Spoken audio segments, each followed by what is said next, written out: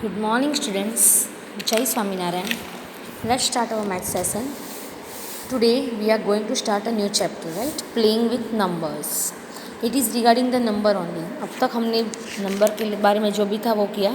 Now continuing with numbers only. Playing with numbers. Okay.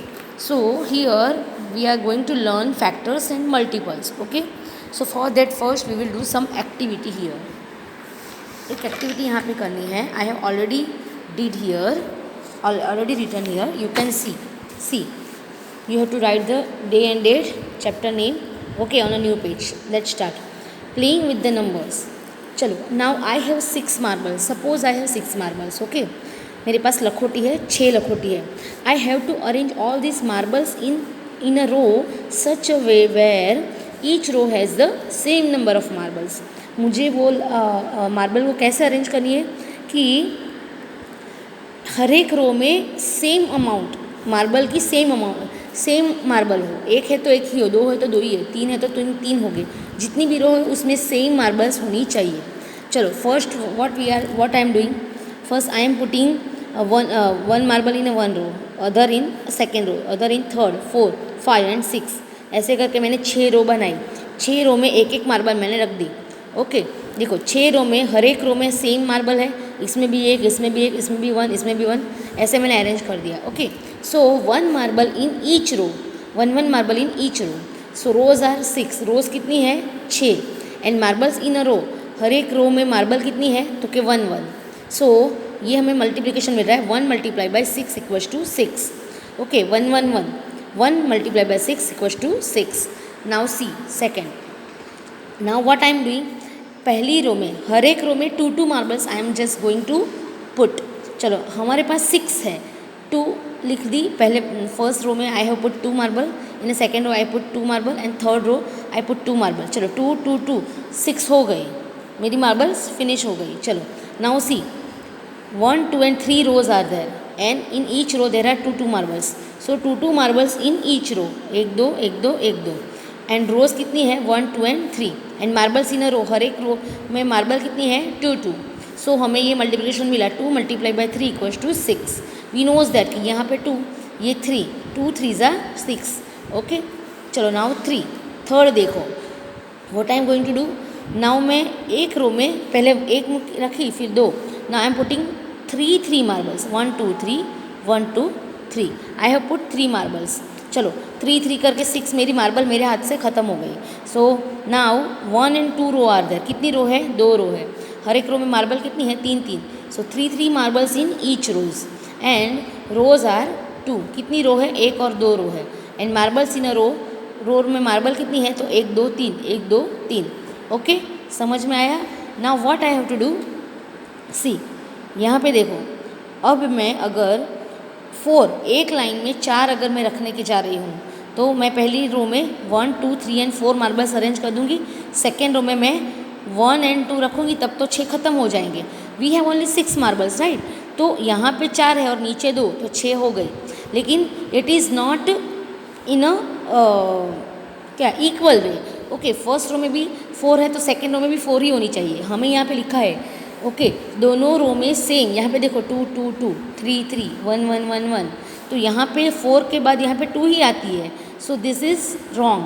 हमारी जो practice है वो रॉन्ग है. यहाँ पे हम ऐसे नहीं कर सकते. So we can't arrange 4 marbles in each row. Okay, हमारे पास 6 ही मार्बल्स है तो 4 यहाँ पे 4, यहाँ पे 4, तो 8 हो जाएगी. ओके, तो we can't arrange in 4 marbles in 1 row. ऐसे हम नहीं कर सकते. This is not possible. चलो, नाउ ये देखो 1 2 3 4 5. अब मैं पहले लाइन में 5 रख रही हूँ तो दूसरी लाइन में 1 ही आई. So this is also can't do. We can't arrange 5 marbles in each row. अगर मुझे अरेंज करना है तो मैं पहली रो में अगर 5 रख दिया, दूसरी लाइन में मेरे पास 1 ही बचेगी. तो दिस इज़ रॉन्ग. हमें हर एक रो में same number of marbles we have to put. चलो, अब लास्ट. अब मैं क्या कर रही हूँ, 6 एक रो में मैंने 1 2 3 4 5 और 6 मार्बल्स अरेंज कर दी एक लाइन में. हमारी 6 मार्बल्स ख़त्म. तो मैं ऐसे अरेंज कर रही हूँ. देखो, same as we can't arrange 5 marbles in each row. 5 marbles हम नहीं कर सकते. अब मैंने क्या किया, 6 मार्बल्स मैंने एक लाइन में अरेंज कर दी. तो we will write 6 marbles in each row. कितनी मार्बल्स है? 6 मार्बल। ओके, और ईच रो मतलब यहाँ पे रो कितनी है? एक ही है, और मार्बल्स कितनी है रो में? 6। तो हमें ये 1 6 ज़ा 6 मिला। 6 1 ज़ा 6, 1 6 ज़ा 6, यहाँ पे हम लिखेंगे 6 1 ज़ा 6। मुझे मिला 6 1 ज़ा 6 मिला। ओके, यहाँ पे 1 6 ज़ा लिख दिया है, तो 6 1 ज़ा 6 मिला। So we are getting the product. अब देखो 6 1 ज़ा 6, 2 3 ज़ा 6, 3 2 ज़ा 6 एंड 6 1 ज़ा 6। 6 मार्बल्स इन 1 रो। यहाँ पे 1 marble in 6 row, 2 2 marble in 3 rows, 3 3 marble in 2 rows and 6 marble in 6 marble in 1 row. Okay, तो ये हमें मिल गया। तो अब क्या करेंगे? Now see what happened.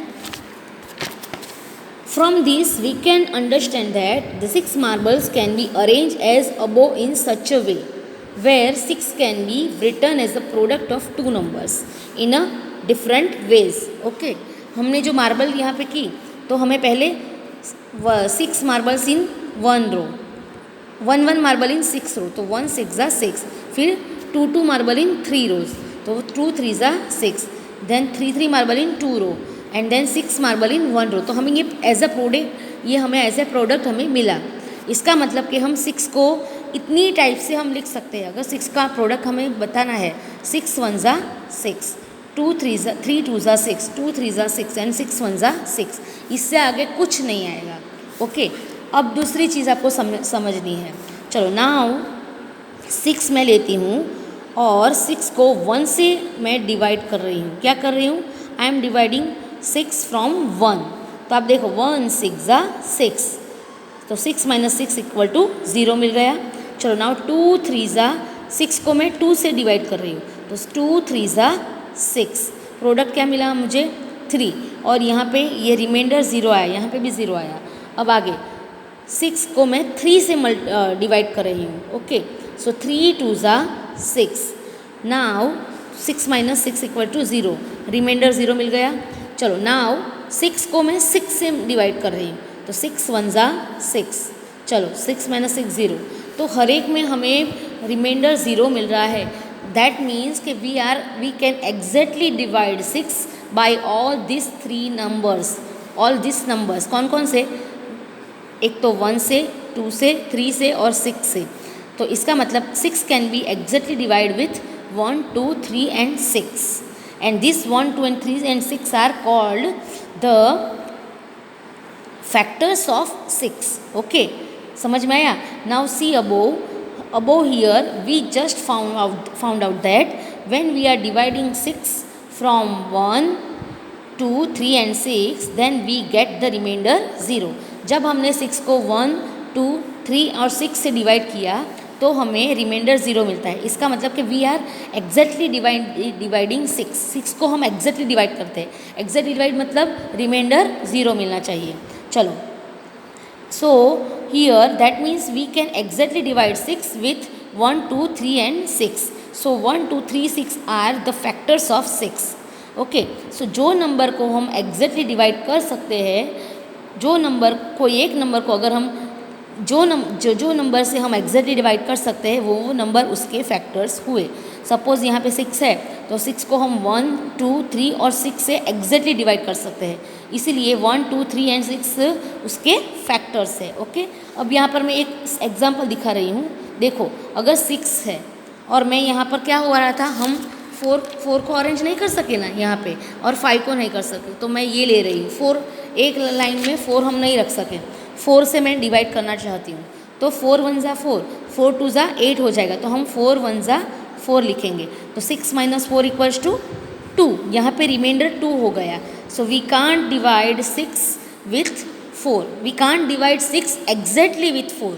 6 को 4 से डिवाइड तो कर सकते हैं, लेकिन हमें यहाँ पे प्रोडक्ट के साथ साथ रिमाइंडर भी मिल रहा है, तो हम एग्जैक्टली डिवाइड नहीं कर सकते। सो 4 is not the factor of 6। Okay, so here I will write here, चलो मैं ऐसे दिखा रही हूँ, 4 1 ज़ा 4, तो 2 रिमाइंडर, तो हम यहाँ पे लिख रहे हैं कि we can't divide 6 6 exactly with 4. So 4 is not the factor of 6. सो 4 ये फिक्स 6 का फैक्टर नहीं है। चलो अब दूसरा दिखाती हूँ। हमने क्या किया था, 5 को भी अरेंज करने की ट्राई की, 1 2 3 4 5 और नीचे 6 मार्बल्स आई। तो 5 1 ज़ा 5, 5 2 ज़ा 10 हो जाएगी, 6 - 5 = 1, वी गेट द रिमाइंडर।